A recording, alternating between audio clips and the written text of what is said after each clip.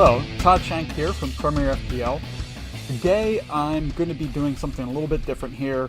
I'm going to be going over the 9 statistics that you can use to help rank up your fantasy football team.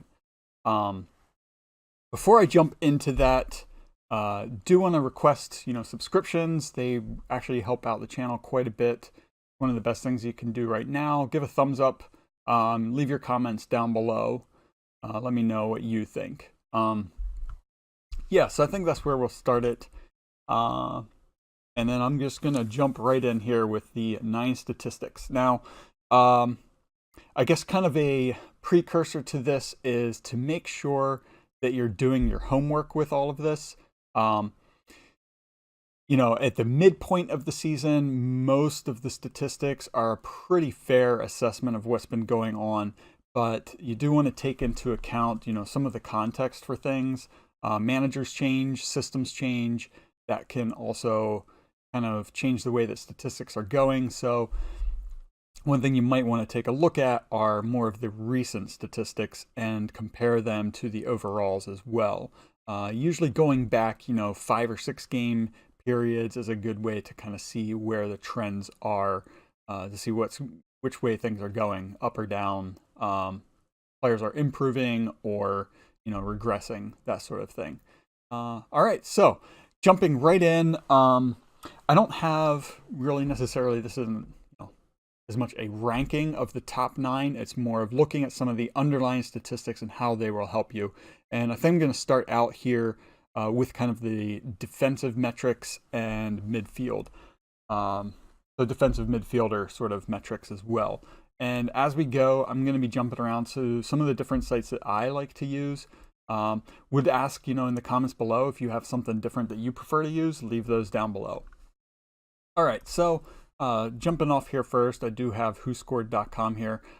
It just, point of that I do want to make, I don't get any, affiliate payment for any of these sites. These are just things that I prefer to use for myself. All right, so first thing is interceptions. Now, interceptions are, definitely a defensive metric. It's something to consider when you're looking at, defenders, defensive midfielders. How much are they involved in the game? It also can play a role in, which goalkeepers you want to use as well.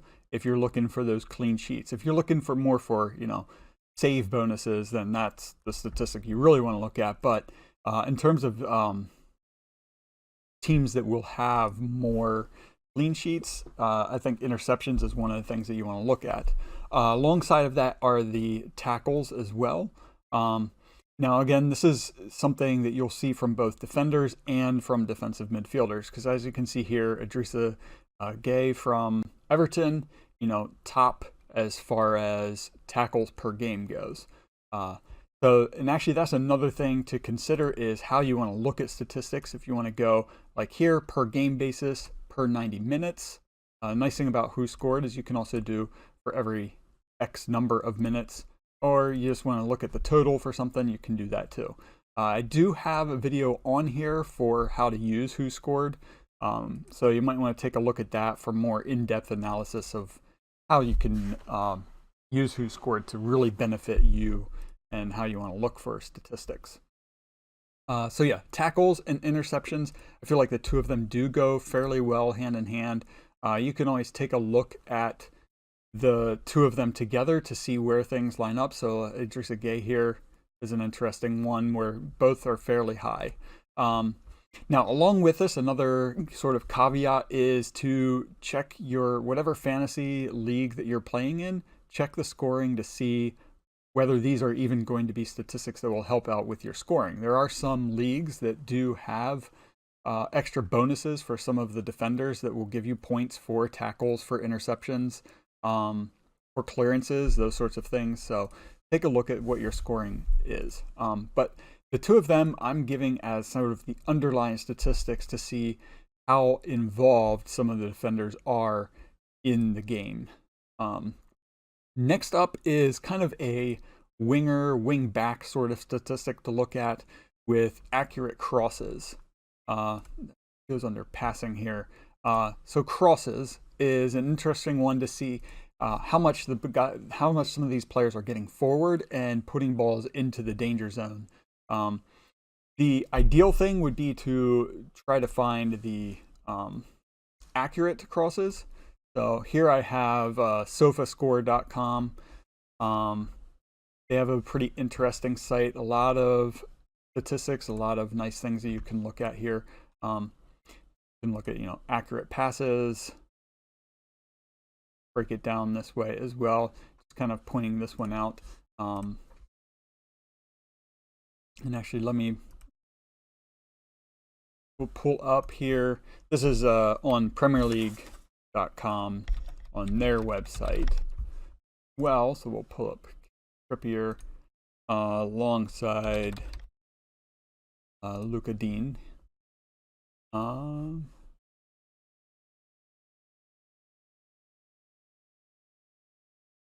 Team play. So you want to take a look at their team play, look at their crosses, see how many they have in a match. Crosses is a good one to kind of see, like I said, if these are players that are getting forward, getting the ball into the box, you have a better chance of getting that extra assist from some of these defenders, some of the wide players as far as midfielders go as well. Now, along with that are the key passes as well. So even combining the two of them, you can kind of take a look at how their crosses are combined with their key passes to see if there's any overlap. Those are the things that you really want to see. So like Luca Dean here, averaging 2 key passes per game while also averaging 2.4 crosses per game. It just kind of increases the potential for the assists and for even the extra bonus points, depending on what kind of format you're playing in. You can always get some of those extra points in there for those things. Again, both of these are underlying statistics to help you to gauge how involved they are in matches. So key passes, Eden Hazard up here. James Maddison is another one. Ryan Fraser. This is a big one for the midfielders. If you have a guy who plays further forward, you want to see them with a lot of key passes in a match, that they're really involved, trying to create good chances.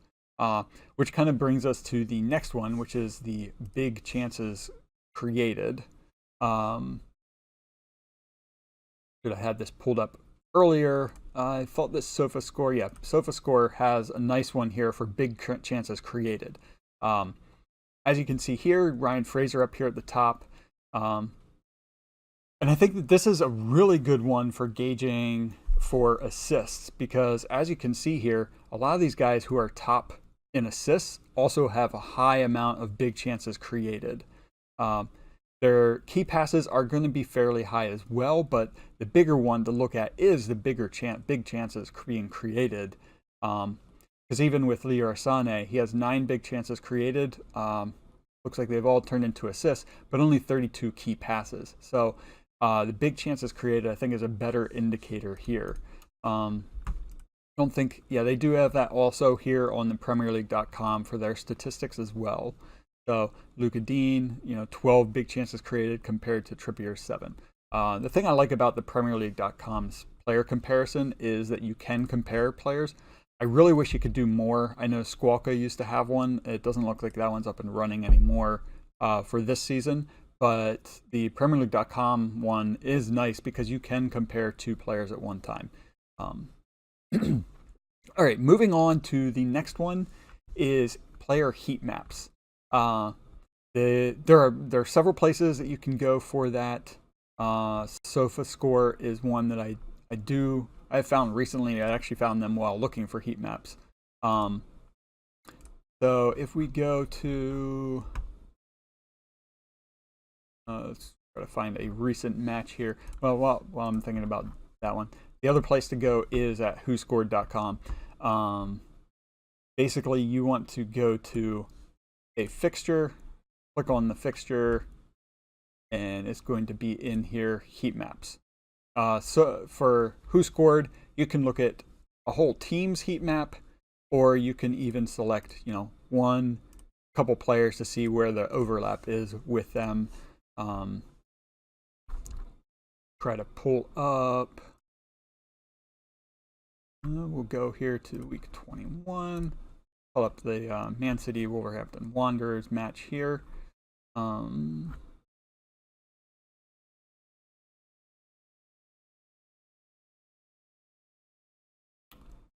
about this. Got to find exactly where it is.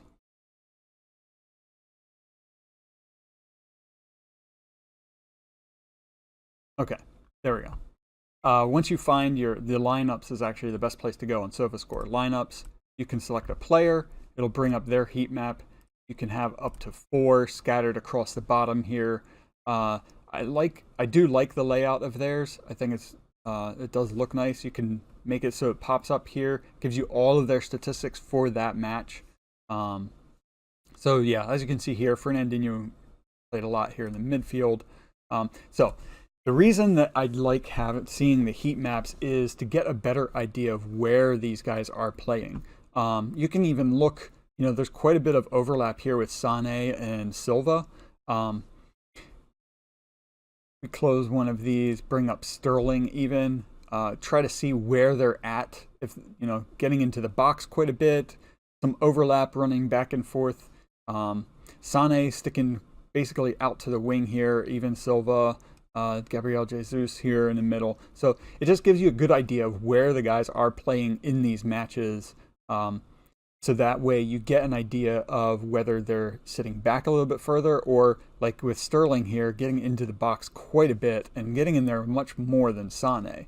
Now it comes in really handy when you're able to look at, kind of the how they've been playing in recent matches. So taking a look at more than just one match at a time. Unfortunately, I don't know a great way to overlap multiple matches. I think that would be a very helpful statistic to look at. If anybody knows of a great place for that, I would love to use that. So yeah, leave it down. If you know anything, please leave it in the comments below and let me know. All right, moving on is shooting accuracy. So shots and shots on target. So let's take a look here. I'm going to take a look at Richarlison, maybe compare him to I know Pogba is one that likes to take a lot of shots. Now, the reason that it's good to take a look at these statistics is to get a good idea of just exactly how accurate they are in their shooting.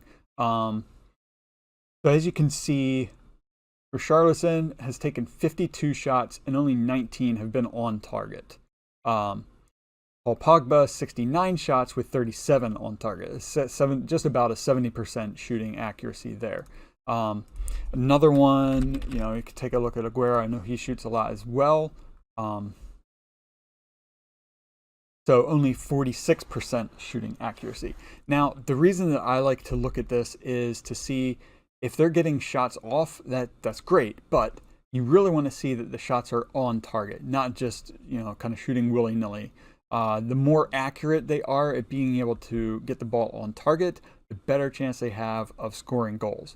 So just about, now, I mean, obviously that's not always going to work out, since you can see Pogba does have better shooting accuracy, but Aguero has more goals. You could break it down even further, try to find places that have the actual, I know who scored. You can break down where their shots are. So you could look at, you could go in here, take a look at Rondon to see where his shots are being taken. So you could break it down even further and look at where they are when they're shooting, where the shots are going, to see, it could be that Aguero has the lower shooting accuracy because he's really trying to place his shots. And as a striker, that might be a better case, whereas Pogba might be shooting straight at the goalkeeper, 50% of the time or whatever. So you do always have to take into account, what is the context for things. And this is another really nice thing. The chalkboard feature here on Who Scored gives some really nice statistics about where a lot of these things are taking place on the pitch. All right, so moving on is the kind of the goal conversion percentage. So goals to shots ratio, basically your shooting success percentage. How many goals are they scoring based on how many shots they are taking? So 10 goals with 68 shots, just about a 15% shooting success rate. The higher that is, the better, because you want to try to find these guys that are, very, very accurate, but also scoring a lot. I have to think here. Mitrovic is one for this season, who I know likes to also take a lot of shots and is at a 10% shooting percentage. 80 shots, so more shots than Aguero, but only scoring about 10% of the time. You can look at some of those same things here with Who Scored as well. Their details, kind of shooting zones or accuracy.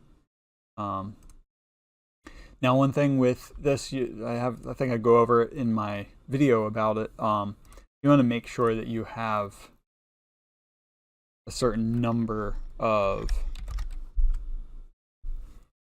appearances so that it's not broken down based on, one guy has one fantastic game and bumps to the top here. All right, the last one that I have is expected goals, and the best place that I found for this is this understat.com. I really like, they break it down by teams, so you can look at a team's overall XG as well as their expected assists, expected points. It's very interesting to see how things shake up with this. Look at some of their charts to see what things look like. Home, away, overall, it's broken up very nicely. I like the layout here. You can take a look also at kind of all games, all positions, or you can just take a look at, the last 5 games, see who's really moving up with this.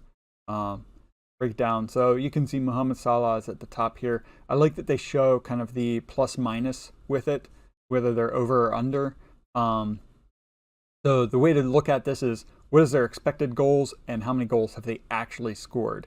So in reality, Salah, it's very close. I would say as long as it's within one way or the other, then that's a really good sign.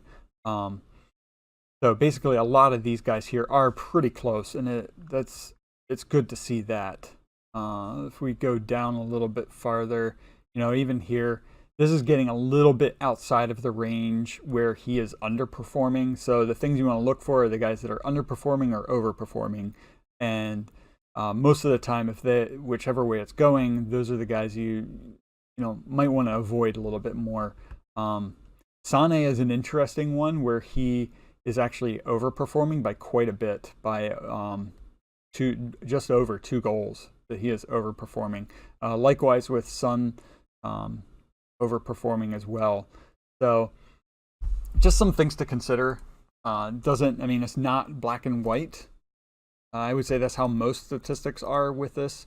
You're just trying to get an idea based on some of these underlying statistics of who you want to look for moving forward in games. So yeah, I think that about covers it. I would say the 2 kind of honorable mentions that I have down here are successful dribbles and then aerial duels one. The successful dribbles one is interesting from kind of a perspective of just how much of a threat they're being. I know that there are some sites that will even have this as a statistic that will give you points. Same thing with aerial duels one. Again, it's just kind of an indicator of how much of a threat they are. So aerial duels one for defenders is good because it means that they are clearing the ball more frequently. And for attacking players, more chances to get those headed goals. I mean, the same thing could be true for defenders as well, but if they're winning those aerial duels more frequently, that's always a good thing for you. It's always going to get you more points. Likewise with successful dribbles, the more frequently they're able to get forward, get past players, the more likely they are to get in positions to shoot and get you goals, get you assists. All right, so just a quick rundown. Defensively, looking at interceptions and tackles, moving on to then accurate crosses, key passes, and big chances created. Then taking a look at heat maps, followed by shooting accuracy, kind of the shots and shots on target comparison, and then your shooting success percentage in the goals to shot ratios, goal conversion rates, and then ending up with expected goals here. Again, some of the sites that I use is understat.com, premierleague.com's player comparison, sofascore.com, and whoscored.com. So those are kind of the big ones that I like to use. Yeah, would really appreciate any subscriptions. Give me a thumbs up here. Definitely appreciate that. And any interactions you have, leave your comments below. If you have any sites that you prefer to use, would love to get those links down below. Share those with everybody. And I'm always up for learning about new statistics whenever I have the time. So yeah, I think that wraps it up. You can tune in. I try to do my weekly tips as well, so you can always tune in for those.